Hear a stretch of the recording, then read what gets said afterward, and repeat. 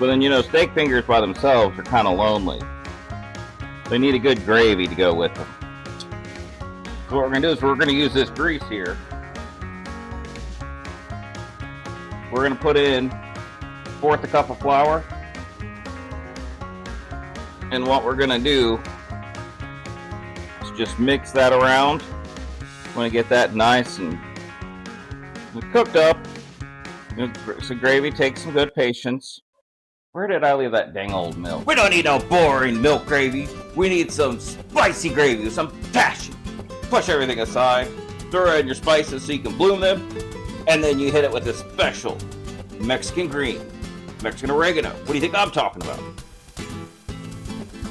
After you get your spices, mix it in.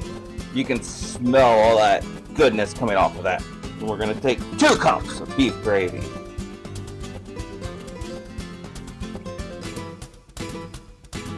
Make sure you mix it all up nice and good. You get all that goodness from the bottom. Dang old milk's out.